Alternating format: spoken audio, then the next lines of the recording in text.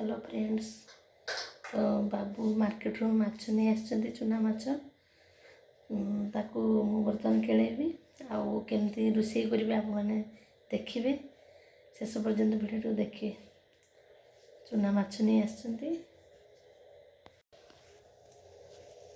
तो माछ गुड़ी बर्तमान मु केळुची। ए वर्षा दिनिया माछ गुड़ी को नहीं बिहन सब दे सारे माछ सब बिहन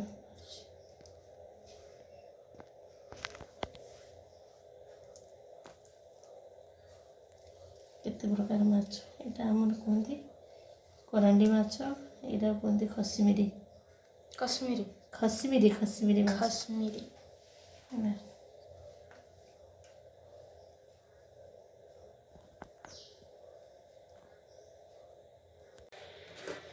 तो माछ मुझे सफा कर सारी एथिरे लुण देदेवी ये दरकार लुण देदेवी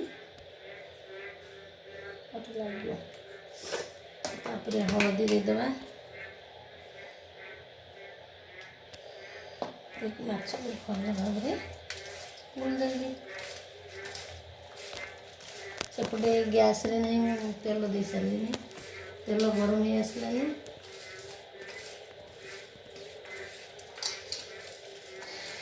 माछ को गैस रे फ्राई कर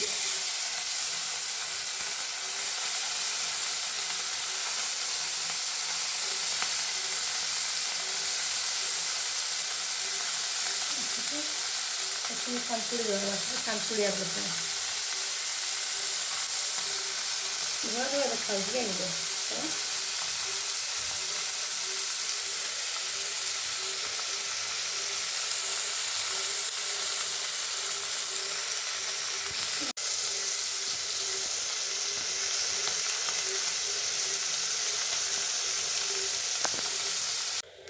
तो सांग मैंने देखु मोर एति माछ सन्तुला सरलानी आती कढ़ार पड़ी बाकी एति अच्छी आहरी सन्तुला करवा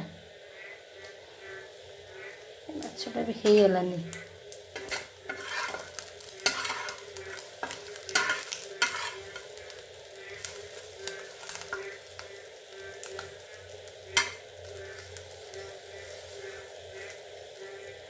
या बाहर करदे बर्तन।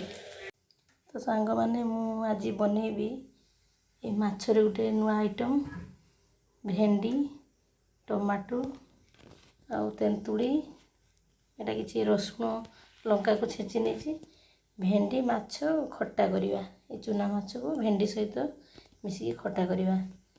तो प्रथमे कड़ाई रे तेल दबा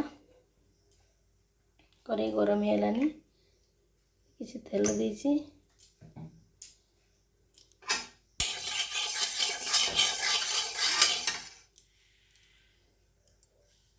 तेल रे प्रथमे भेंडी को भाज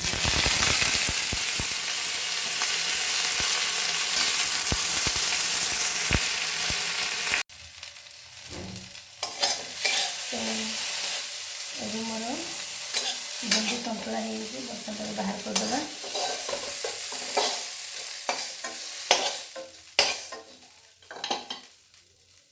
पुणी किसी तेल देदेवी तेल गरम होगापर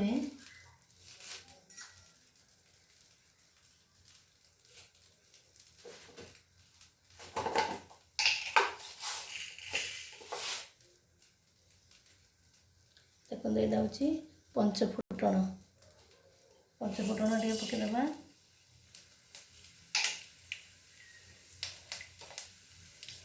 तापर जो रसुण लंका छेची रखी पकईदे अल्प समय भाजा से पुणी भूषण पकड़ा भूषण पत्र भाजला कौन ताको मदद करदेगा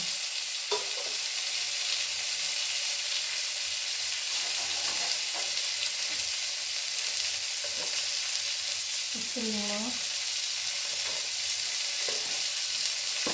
हल्दी गुड़ा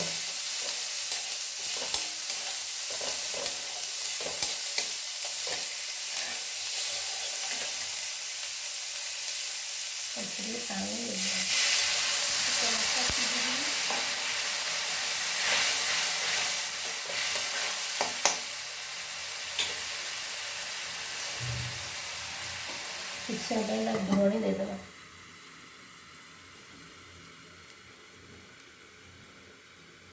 ଟମାଟୋ କଷା ହେଉଥିବା ସମୟରେ ଆମେ କ'ଣ କରିବା ନା କିଛି ସୋରିଷ ତେନ୍ତୁଳି ନେଇଥିଲେ ତାକୁ ଚକଟି ଦେବା ଭଲ ଭାବରେ। ଏପଟେ ଟମାଟୋ ତାର ସିଝୁଥିବ, ତାକୁ ଭଲ ଭାବରେ ଚକଟି ଦେବା।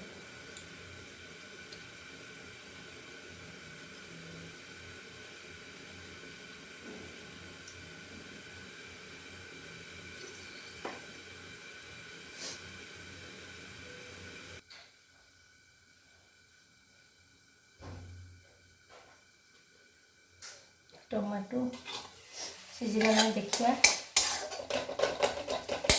ଟମାଟୋ ନେଇ ଭଲ ଭାବରେ ସିଝିଗଲାଣି।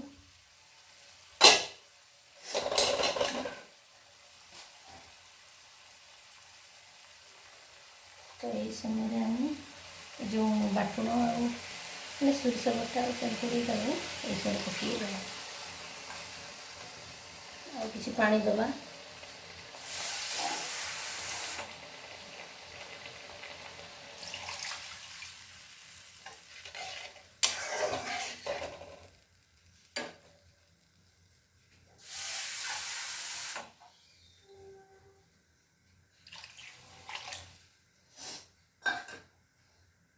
ତରକାରୀ ଭଲ ଭାବରେ ଫୁଟିବା ପାଇଁ ଆମେ ଅପେକ୍ଷା କରିବା।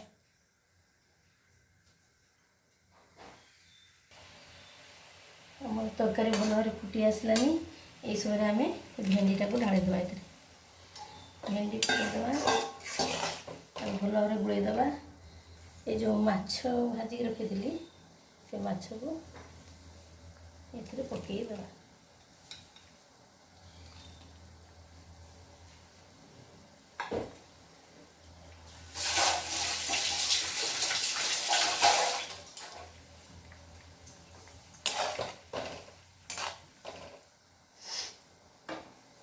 ଗୋଟେ ଭଲ ଭାବେ ମାଛକୁ ଫୁଟିବା ପାଇଁ ଦେବା।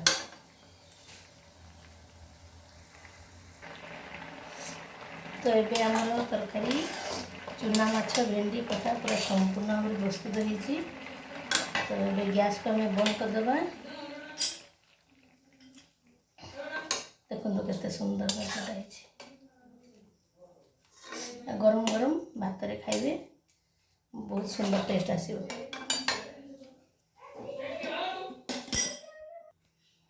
ଏବେ ତରକାରୀକୁ ଗୋଟେ ପାତ୍ରକୁ ବାହାର କରି ଆଣିଛି। ଦେଖନ୍ତୁ କେତେ ସୁନ୍ଦର ଦେଖାଯାଉଛି। ଖଟା ମାନେ ଭେଣ୍ଡି ସହିତ ମାଛ ଖଟା ତା'ର ଗୋଟେ ଅଲଗା ପ୍ରକାର ଟେଷ୍ଟ।